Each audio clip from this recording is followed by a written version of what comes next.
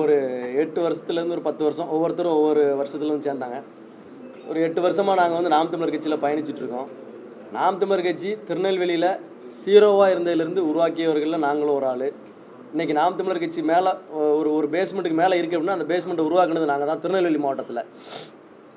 எங்களுக்கு வந்து நாம் தமிழர் கட்சி அடுத்த கட்டத்துக்கு போகணும், அண்ணன் சீமான் முதலமைச்சராக ஆயிரணும், திருநெல்வேலியிலேருந்து ஒரு 5 எம்எல்ஏ கொடுத்துடணும், இதுதான் எங்களோட ஆசையாக இருந்துச்சு.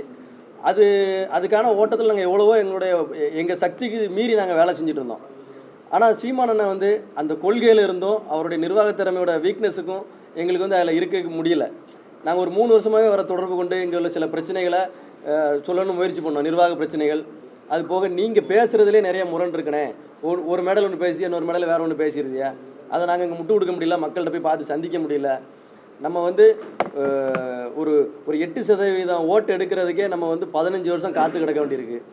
இன்னும் நாம் 33%, 35% ஓட்டு வாங்கணும்னா எவ்வளோ வேலை பார்க்கணும், இந்த 1.5 வருஷத்தில் எவ்வளோ வேலை பார்க்கணும், அடுத்த ஒரு 7 வருஷத்துக்குள்ளேயாவது களத்தை நமக்கான களமாக மாற்றணும். இதெல்லாம் நாங்கள் எவ்வளோ முயற்சி பண்ணோம், எதுக்குமே அவர் செவி கொடுக்கவே இல்லை. எது பேசினாலும் ஏன் கட்சிரா வெளியே போடா, இதுதான் அவருடைய தீர்வாக இருக்குது. எனக்காக தான் ஓட்டு போட்டாங்க. அவர் ஒருத்தருக்காக ஓட்டு போட்டாங்கன்னா அவராக பூத்தில் போய் ஆள் போட்டார், இல்லை அவர் துண்டறிக்கை கொடுத்துட்டு அலைஞ்சாரா, இல்லை அவர் போஸ்டர் ஓட்டினாரா? எல்லாரும் அவருக்காக போட மாட்டான். இப்போ எங்கள் ஊருக்கு போனீங்கன்னா அவருக்காக ஒரு ஓட்டு கிடையாது, எல்லாமே எனக்காக போட்ட ஓட்டு. அவர் ஊர்லேயும் அப்படி தான் இருக்கும். ஏன்னா மக்கள் எதுக்கு சீமானுக்கு ஓட்டு போடணும்னு கேள்வி கேட்காங்க. எந்த இடத்துலையும் மேடையில் நாகரிகமாக பேச மாட்டேக்காரு, மரியாதையாக பேச மாட்டேக்காரு, ஓட்டுக்கு காசு கொடுக்க மாட்டேக்காங்க. காசு கொடுக்குறது தவறு, ஆனால் மக்கள் மனதில் அப்படி ஒன்று இருக்குது. இப்போ நம்ம ஓட்டுக்கு காசு கொடுக்க மாட்டோம்னா நம்மளுடைய பேச்சிலேயாவது ஒரு கனிவு இருக்கணும், நம்மளுடைய செயல் திட்டத்தில் ஒரு உறுதி இருக்கணும், நம்மளுடைய கொள்கையில் வந்து உறுதி இருக்கணும். காலையில் விஜய தம்பி தம்பி அன்பு தம்பி 6 இளவல் அன்பு தளபதி ஆசை தளபதி எல்லாம் சொல்ல வேண்டியது, மறுநாள் காலையில் பார்த்தா ரோட்டில் அடிப்பட்டு செத்து போவாங்குது.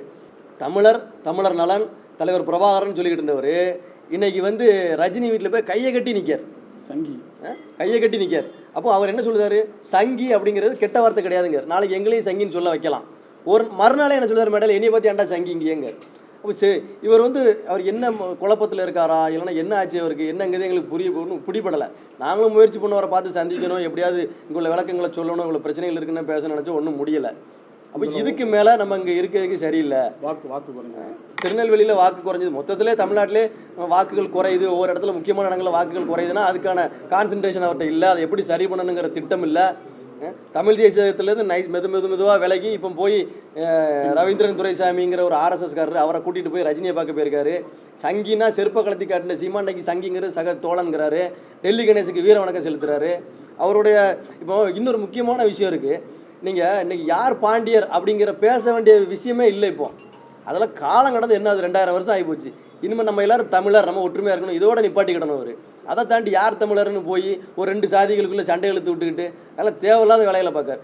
மேடைகளில் பேசும்போது வெளியில் சாதி இல்லைன்றார், பேசுகிறது பூரா எங்கள் நிர்வாகிகள் கூட்டத்திலையோ இல்லை உள்ளே பேசுகிறதுலையோ முழுக்க சாதி தான். அவர் பேர் என்னதுயா, பழனி பாப்பா வந்து அவர் சொன்னாராம், திமுக காரனுக்கு எவனுக்கா ஓட்டு போட்டியன்னா பார்த்துக்கிடுங்க, திமுக காரன் எவன் வந்தால் நான் கையை வெட்டிடுவேன், ஏன்னா நான் தேவண்டா அப்படின்னு சொன்னாங்காரு. அவர் சொன்னாரா சொல்லலையாங்கிறதே தெரியல. இன்னொன்று கேட்காரு, சுப்பையா கோணார் சுப்பையா கோணார்னு சொல்லு, இதில் என்ன தப்பு இருக்குது அப்படிங்காரு. எங்கிட்டலாம் சாதியே பேசக்கூடாது, ஜாதியே இல்லைங்காரு. அவர் முழுக்க சாதியை தான் பேசுறாரு. அப்போ அவர் சொல்லுவாரா, நான் செவத்தியா நாடார் மாவன் சைமன் நாடார்னு அவர் சொல்லுவாரா? அதெல்லாம் எங்கே இருக்குது? அப்போ நாங்கள் சாதி பேசக்கூடாது, நீங்கள் சாதி பேசுனீங்க, முழுக்க சாதியாக தான் கட்டமைச்சிட்டு இருக்குது. அடுத்த கட்டத்துக்கு போகிறதுக்கு வாய்ப்பே இல்லை. 8% வாக்கெடுக்கு 15 வருஷம் ஆயிருக்கு, 35% வாக்கெடுக்குன்னா நான் 500 வருஷம் ஆகணுமா? கட்சி கட்டமைப்பே இல்லைங்க, கட்சி தொடங்கி 15 வருஷம் ஆச்சு. இன்னைக்கு தான் சொல்லுதாரு கிளைய கட்டமை, ஒரு தொகுதியை 38 தொகுதியாக பிரிங்க. இது எங்கேயாவது இருக்குமா? இப்போ நான் என்னன்னு சொல்லுவேன், ஒரு தொகுதி செயலாளர், ஒரு தொகுதிக்கு ஒருத்தர் தான் செயலாளர், ஒரு தொகுதி மாவட்டமாக திருமாவளவனும் அப்படி சொல்லியிருக்காரு. அது அவங்க நிலைப்பாடு. இப்போ எங்கள் கருத்து நீங்கள் கேட்கணும்ல, ஒரு தொகுதி எப்படி மாவட்டமாக மாறும்? அது சரி வச்சுட்டு போங்க. இப்போது அவர் சொல்லுவார், ஒரு தொகுதியை வந்து நீங்கள் 38 பிரிச்சுனா இல்லை 2500 பொறுப்பாளர் வந்துடுவாங்க. பொறுப்பாளரே 18 பொறுப்பாளருக்கு மேலே கட்சியில் கிடையாது. ஒவ்வொரு தொகுதியிலையும் ஓட்டு 10,000 ஓட்டு விழுது, பொறுப்பாளர் 18 பேர், அதிகபட்சம் 30 பேர் ஒன்றிய கட்டிடம்லாம் சேர்த்து நீ எப்படி 2300 பொறுப்பாளர் எப்படி போடுவேன்? அப்போ உங்கள் நோக்கமே என்னென்னா கட்சியை ஸ்பீடப் பண்ணி அடுத்த கட்டத்துக்கு கொண்டு போகணுங்கிறதே கிடையாது. இப்படி பொறுப்பாளர் போட்டு லிஸ்ட்டு போட்டு கடைசி வரைக்கும் இவங்க இப்படியே இருந்துடணும். நம்ம இவங்களை வச்சு ஒரு கூட்டத்தை காட்டி நம்ம அங்கங்கே இப்போ திமுக போய் ஒரு டேரக்டாக டீல் பண்ண மாட்டாப்புல, கீழே கூட டீல் பண்ணிக்கிடுவாங்க. இவரை காட்டி இன்னும் 2-3 பேர் இருக்கான், கட்சிக்கு சம்மந்தம் இல்லாதவங்களாம் இருக்கான், கட்சியில் அவன் இருக்காமனே தெரியல. அவங்கெல்லாம் என்ன செய்தாங்க, இவரை செய்வனப்பம் மாதிரி காட்டி இந்த மாதிரி ஜூனியர் வச்சுருன்னு காட்டி இவரை வச்சு காசு சம்பாத்தியம் பண்ணிட்டு இருக்காங்க. இதுதான் இவங்க நோக்கம். இனிமேல் நாங்கள் வந்து நிறைய இங்கே வந்து திருவள்ளி மாவட்டத்தில் நான் அண்ணன் இவரெல்லாம் கடுமையாக உழைச்சிருக்கோம், நிறைய பொருளாதார செலவு பண்ணியிருக்கோம், நைட்டு பகலும் வீட்டுக்கு போகாமல் கடந்து உழைச்சிருக்கோம் கட்சியில். எங்களுக்கே இந்த நிலைமை, இங்கே செவி கொடுக்க ஆள் கிடையாது. கட்சிக்கு வரும்போது வாடா தம்பி நான் பார்த்துக்கிறேன்டாம் பாரு, கட்சிக்கு உள்ளே வந்த பிறகு நம்மளை யாருனே தெரியாது. ஒரே ஒரு ஒன்றிய கவுன்சிலர் ஜெயிச்சோம் நாங்கள் கன்னியாகுமரி மாவட்டத்தில், சுனிலுங்கிறவன் ராஜாக்கமங்கலத்தில். அந்த தம்பி உள்ளே வந்திருக்கும் போது அவன் யாருனே அவருக்கு தெரியல. ஏன்னா நம்ம ஜெயிச்ச ஒரே ஒரு ஒன்றிய கவுன்சிலர் சுனிலுங்கும் போது சுனிலா யார் அப்படிங்க, அந்த லெவலில் தான் அங்கே இருக்குது கட்சி.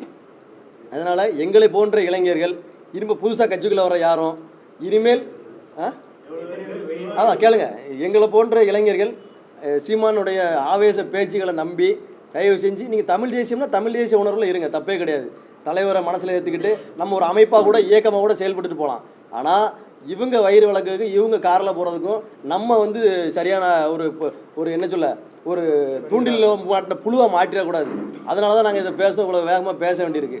இப்போதைக்கு எங்கள் கூட ஒரு 50-55 பொறுப்பாளர்கள் வெளியில் வந்திருக்காங்க. அவங்க எப்படி நம்ம ஊரில் பேசுகிறது எல்லாம் உளவியலாக ரொம்ப டார்ச்சரில் உளவியலாக தாக்கத்தில் இருக்காங்க. இப்போ நாங்கள்லாம் எப்படின்னா பெரிய தமிழ் தேசிய துரோகி ஆகிட்டோம். நாங்கள் சங்கின்னு சொல்லவரெல்லாம் துரோகி கிடையாது, நாங்கள் துரோகி ஆகிட்டோம் இப்போ. அதனால் இதே மாதிரி ஒவ்வொருத்தரும் இப்போ நாங்கள் துரோகினாலும் பரவாயில்ல போயா நீ சொல்லிட்டு போன்னு சொல்லி நாங்கள் உட்காந்துருக்கோம். இதை சொல்லதுக்கு மனம் இல்லாமல் தைரியம் இல்லாமல் நிறைய பேர் அமைதியாக இருக்காங்க. கட்சி நாம் தமிழர் கட்சியிலேருந்து 55-60 பொறுப்பாளர்கள் வெளியே வந்தாச்சு. திருநெல்வேலி மாவட்டத்தில் மொத்தமே அவ்வளோதான் இருப்போம். அவ்வளோ வெளியே வந்தாச்சு. புதுசாக ஆட்களை போட்டு வேகமாக ஆட்களை போட்டு ஃபில் பண்ணுறாங்க. அவனால் ஆக்டிவாக செயல்பட முடியாத தம்பிமார், உனக்கு பொறுப்பு தரேன்டா, மாவட்ட செயலர் தரேன், சரி ஓகே அப்படின்ட்டு போகிறான். எல்லாமே எப்படின்னா அவங்க பசியை தீர்க்கிறதுக்காக அந்த வேலையில் பார்த்துட்டு இருக்காங்க. இன்னும் பொறுப்பாளர்களே 55 பேர் வந்திருக்கோம். வெளியில் ஒரு 200-300 பேர் இந்த உறுப்பினர்கள்லாம் வெளியில் போயிட்டாங்க. நிறைய பேர் டிவிகே, டிஎம்கே, பிஜேபி இப்படி நிறைய பேர் போயிட்டாங்க. நாங்கள் இந்த தமிழ் தேசிய கருத்தோடு நிற்கணும்னு அப்படி நின்றுட்டுருக்கோம். அடுத்து கூடி பேசி என்ன செய்யணுங்கிற முடிவை ஒரு 2-3 நாளில் நாங்கள் எடுப்போம்.